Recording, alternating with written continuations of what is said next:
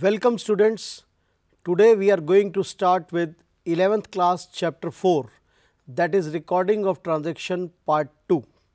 In the previous chapter number 3, which was part 1 for this recording of transaction, we have studied till journal and ledger. When the business is very small, we record in journal, but as the business expands, more and more transaction means we have to divide it into special journals, which means that specific transaction of a similar type are recorded in a separate journal, like credit purchase, credit sales, credit purchase return, credit sales return and cash entries. These are all recorded in their specific journals. These are also called day book or subsidiary books. If any transaction which is not in any specific journal, then it will be recorded in journal proper. For example, credit purchase of asset, rectification entries, etc. Now, these special journals are very economical. Now, how many type of special purpose books are there? First, cash book, which record all the cash entries. Then purchase book, which record all the credit purchase entries. Then sales book, which record all the credit sales entries. Sales return, credit sale return, purchase return, credit purchase return, and in the last, journal proper, those entries which do not find any place in the above mentioned books are recorded in journal proper. As I have told you, rectification entries and adjustment entries. Now, let us discuss in detail all these books, starting with cash book first. All the transactions relating to cash receipt and payment, whether they are related to goods or they are related to assets or any expense, anything which is related to cash will be recorded in this book. So, cash book serves the purpose of journal as well as ledger. Ledger means cash account. There are three types of cash book. First, single column cash book, in which there is only one column, that is cash column. Next, double column cash book, in which we are having two columns, cash as well as bank. And the next third type of book is petty cash book, in which we record all the petty expenses, small expenses. Now, let us discuss the single column cash book in detail.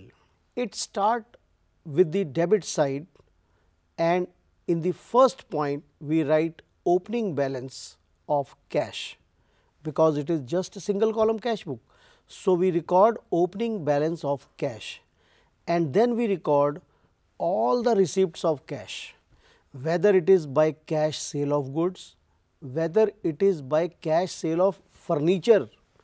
All the things in which we receive cash are recorded on the debit side, and on the credit side all the payments, whether it is related to goods, expenses, assets or anything, all these payments which are related to cash will be recorded on the credit side, and then in the end we finally arrive at the closing balance of cash.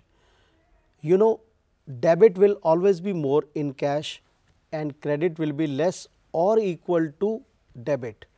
You cannot have minus balance of cash, right?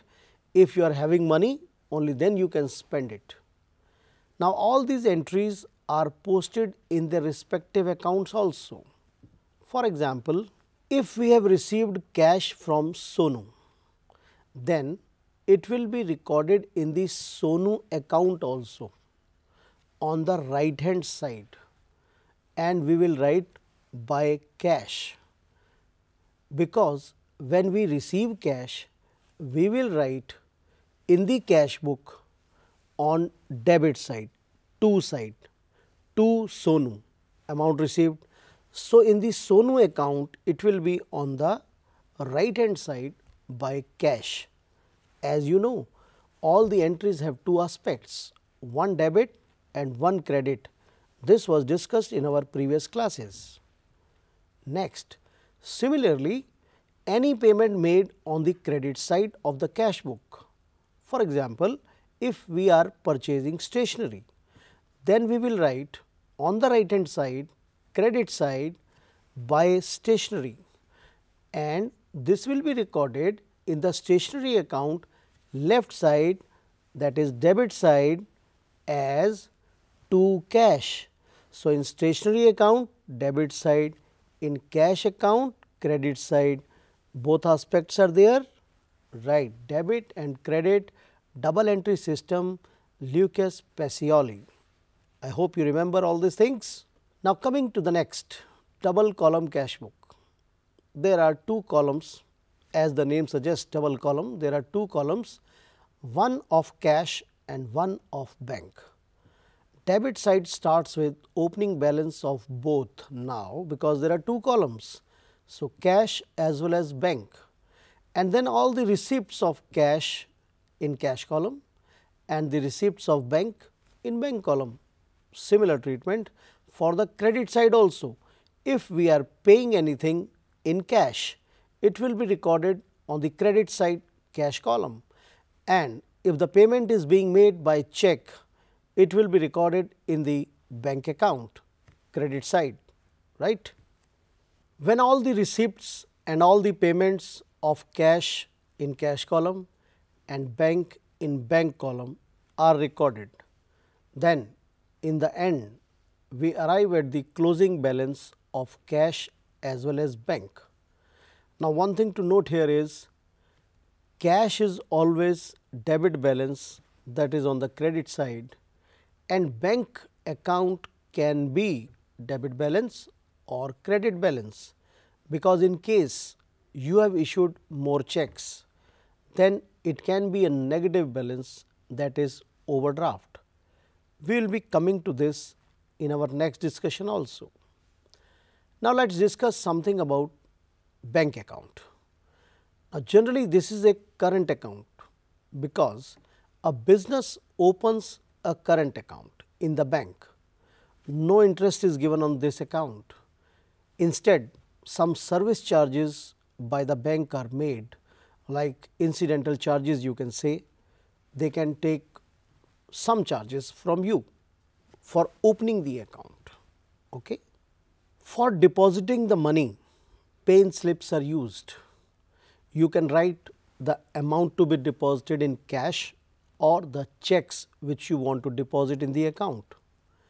Then the bank gives you a checkbook for withdrawal of the money. Account pay check means you can deposit in that particular person account only. Now, what is a cross check? When we put two parallel lines on the face of the check, it is called cross check. Now, this crossing can be of two types. First, as I have told you, account pay, which can be deposited in the account only. But there can be special crossing also. Within those parallel lines, if you have written the name of the bank, then it can be deposited only in that particular bank, that is called special crossing. Now, suppose I give you a check with two lines on it. You can put this check in your account in any bank, but if I put a special crossing like SBI account, so you can put this check in only and only SBI account and nowhere else, because I have put a special crossing. So, this is the difference. Okay. Now, let us talk something about contra entries. When we deposit cash or withdraw the cash, it is effected on both these sides of the cash book. Take an example. If I am receiving cash from the bank is going down on the credit side and the cash is increasing on the debit side. So, in the same cash book there are two effects, one on the debit, one on the credit. So, this is called a contra entry. We write a capital letter C in the inverted comma to signify this contra entry, and this C inverted comma is written in the ledger folio column, so that we are able to know that this entry is going to affect both the sides. Now, what is overdraft? As I have told you, cash withdrawn can never be more, but you can withdraw from bank more. So, the balance will be negative. This facility is available in current account only, that is for the business.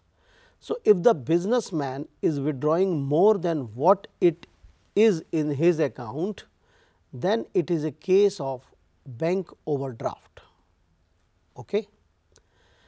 Now, there is one very important point, check in hand.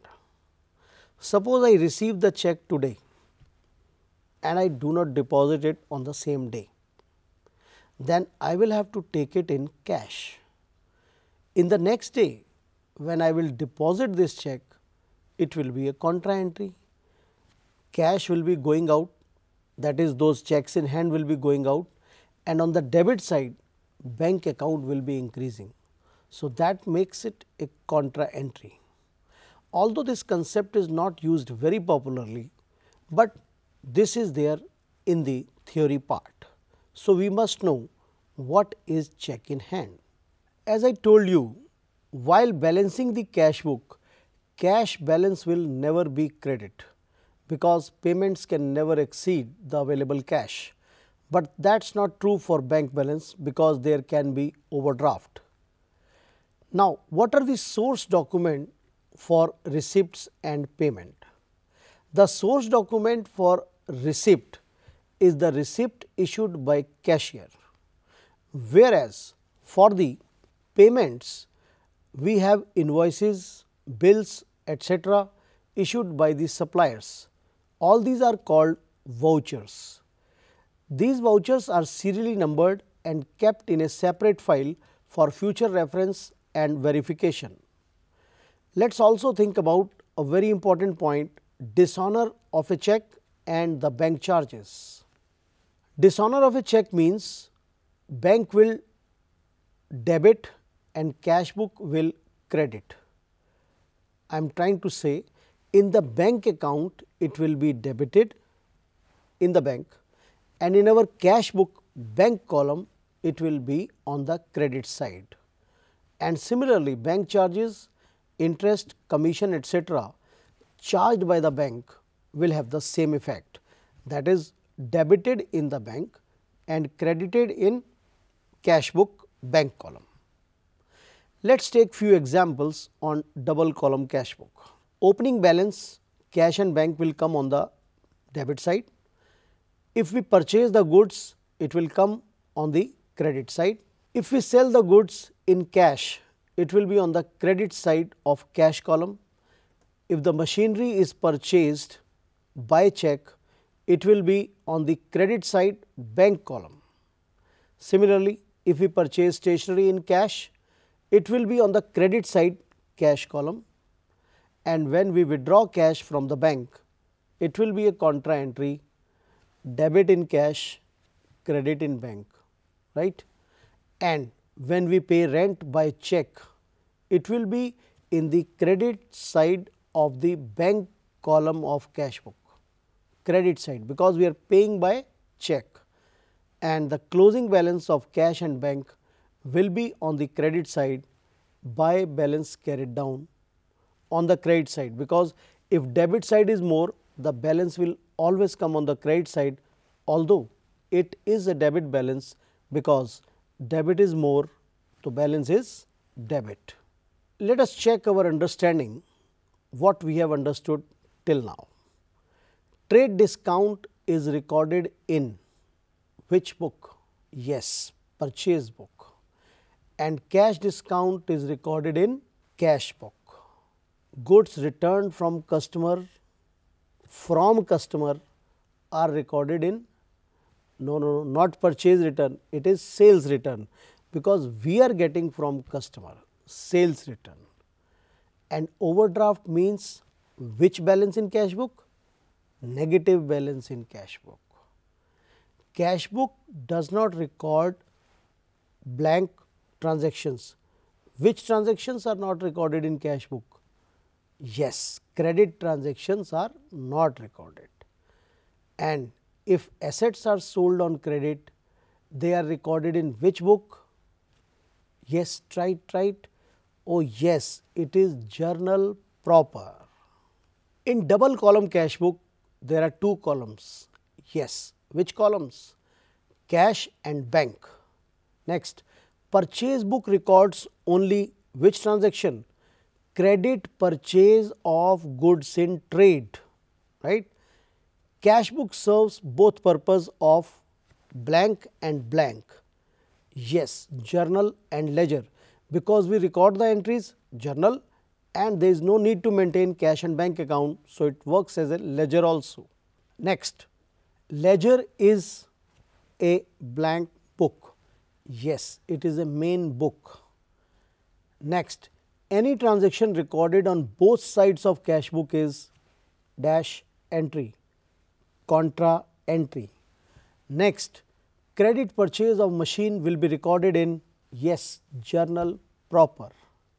So, students, today we have discussed journals, and then we have told you when the business is big, we refer to specific journals like purchase book, sales book, purchase return, sales return, and whatever remains in journal proper. And then we discussed about three types of cash book: single column, double column, and petty cash book, which will be discussed in the next session along with purchase book, sales book, purchase return, sale return, and journal proper. All these are going to be discussed in our next session. So, till then, happy reading. Thank you.